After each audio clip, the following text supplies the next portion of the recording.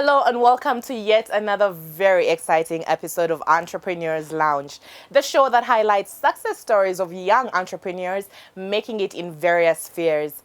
With me today, I have a very exciting guest, and he is none other than Caleb Karuga, an AgriPremier.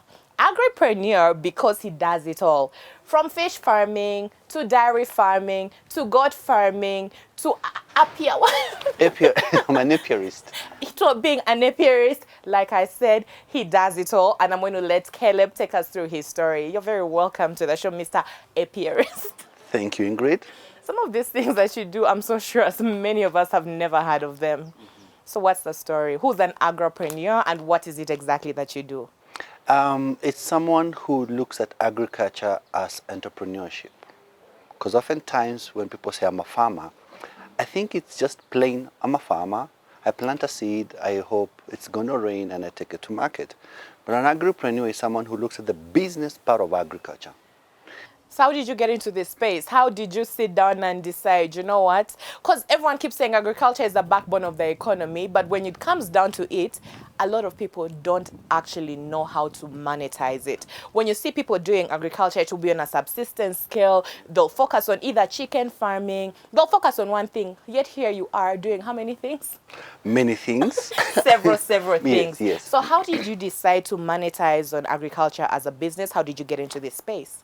Many years ago, back in 2007, I was a journalist. The head of the post-election violence, I got into media, and I didn't like what I saw. And because I didn't want to become a political reporter, I thought this doesn't work for me. I want to tell more of the untold African story. And you cannot tell the untold African story without talking about agriculture being the backbone of the continent, not just in Kenya. So in my forays around Kenya, the rural places, I could talk to farmers and they had this passion, this dream when they were talking about what they do. And I felt, you know what, I think I would prefer this more, dealing with animals and crops than politicians. So I set out a journey to work for only 3, maximum 4 years. Then I quit media, then I get into full-time farming. But of course, like every entrepreneur, every Kenyan rather, the shift from formal employment now to your hustling out there is not easy. So I didn't follow through my 4th year. I went to my 5th year. And when I was almost when I was at my 6th year, I told God, now I want to be fired. I'm ready. Yeah, I'm ready. Because I don't have the courage. Me. Because I don't have the courage to say it's been real. I cannot write that resignation letter and walk off. So God had my prayers, and don't joke with my prayers, because 72 of us were laid off one morning. Powerful prayer. So many other people got held up in your prayer. I know. Sorry, guys. Sorry, I prayed. The company was restructuring, and that was the best day of my life. Because stop playing. I'm not joking. I'm not joking. I was called to 3rd floor where I used to work, and I was told, okay, you've lost your job, but before you pick this check, we have a job for you. We want you to be the head of the features department, the newspaper division. So don't take this check. So I told you, I want to go. Give me the check. The MD was like, please, Caleb, you don't have to go. There's a job for you. I'm like, I'm not thinking about it. I'm ready. I prayed for this. Yes, because I started farming in 2010. So by 2013, I was getting the hang of it, and like, you know what, let's get into farming. So, and I started with 1 cock and 2 hens. And that's how the business picked. I love that story. It almost sounds like a joke or a game. It's not a joke. But I would like to believe it's true. Yeah. So Caleb, you're being offered another position in a different department. You're so hell-bent on leaving. You're determined your purpose. Finally, you walk out of that office of employment and you've started this journey of entrepreneurship. Talk to me about it. Was it everything you dreamt it would be? Did you at any one point in time feel like going back in there and taking them up on that offer in the print department? Tell us the journey now after you've left employment to now you've started doing your own thing. My desire to quit, and let me address something here for a second.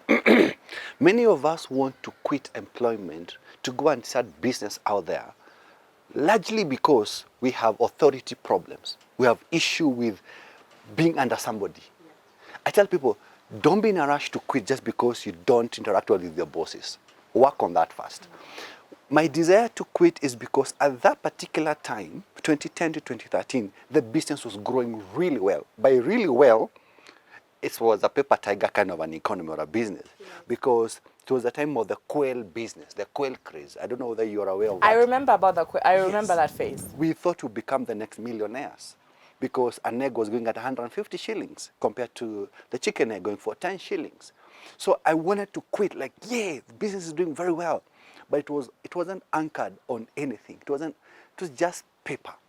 Everyone, there was, I would call it a new agrarian revolution was taking place at that particular time, 2012, 13, up to 14. So my journey, I had thought I would make a lot of money from, I did pig farming, I did dairy, the cows died. I did rabbit farming, they died. I did strawberry farming, it didn't work out. I was trying all these things because I have been fired and have this check of 1 point something million shillings. So let's throw money into what is making money nowadays. I would watch TV.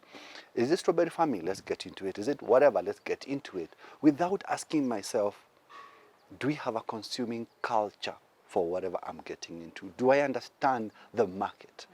So I wasn't starting from the market. I was starting at production without first going to the market, understanding the culture, the demand, then going back. And Caleb, you raise a very, very good point. Because that's a lot of people when they go into any business, forget just farming.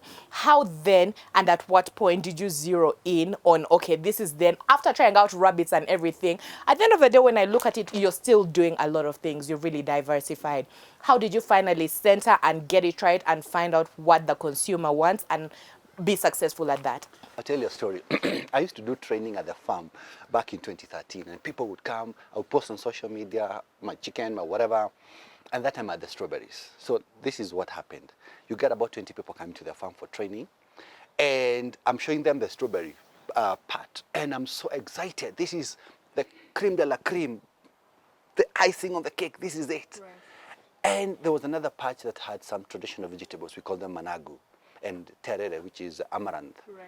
So after taking them through a farm tour, you hear a lady at the back asking, can I get managu? I'm like, focus, women. I am showing you strawberries, high value crops.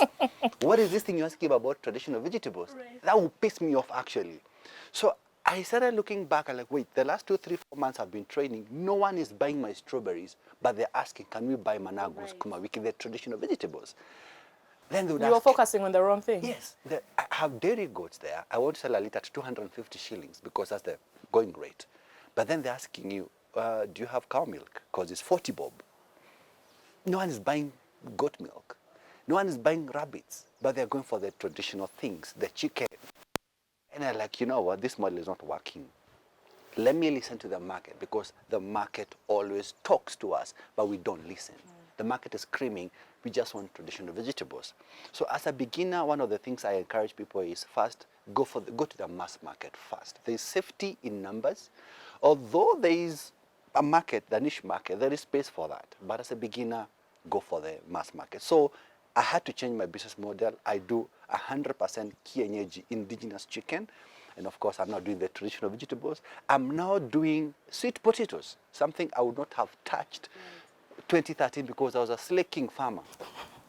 So Caleb, against everything that you've just talked about, from you know, first of all, going into this business without understanding the market needs, without understanding what the consumer needs, what would you say have been your greatest lessons on this journey, and what key pointers or rather advice would you give a budding entrepreneur who's trying to do the same exact thing that you're doing?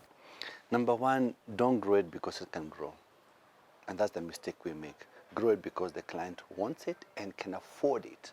I was growing capsicums, I was growing broccolis and cauliflower. My market is like, we want sukuma wiki, spinach, managu. That's very important. Number two, look at, if you're in a cosmopolitan area, what do people want? They probably want more of the traditional vegetables than that. So understanding the culture of an area, of a country even.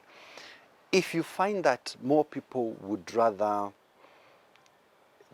take, say, cow milk than goat milk, so investing in goat milk will not even, or dairy goats won't even make business sense. Go back and also look at, if you're going to invest, say you're going to take out a loan, Do you understand the dynamics of what you're taking? For example, people are taking loans to get into greenhouse farming, to plant the quintessential capsicums and tomatoes. And Mama Mboga there doesn't really care where the tomatoes were grown. She just wants affordable tomatoes. Understand seasons. There is a season that we get bigger, better looking onions and watermelons from Tanzania crossing over to the Kenyan market. So if you're producing it at a particular time, then they will sell you 10 to 1. So be able to forecast what's going on. Follow market trends. Right now, people are going more of organic than the conventional vegetables. So look at, be observant. Don't, again, this is something I have to say. Don't base your investment decision on a newspaper or a TV headline. Do not do that. I was getting into farming because TV and radio and everyone is talking about quail farming. Right. That understanding, is there really a consuming culture for this thing that I'm doing? You got to understand that. Anchor yourself with people who've gone before you, people who, when they talk, you shut up. They mentor you, they speak into your life, they're able to give you direction. Sometimes they will say things you do not want to hear. Trust me, I've been told things I do not want to hear, but I have to and I need to hear. So they'll speak into your life. If you're a young person out there and you don't even have capital to start a business, volunteer. To date, I go to people who I respect and I'll volunteer, say an hour or two, probably is cleaning the cattle shed, and I'm asking questions while I'm doing that.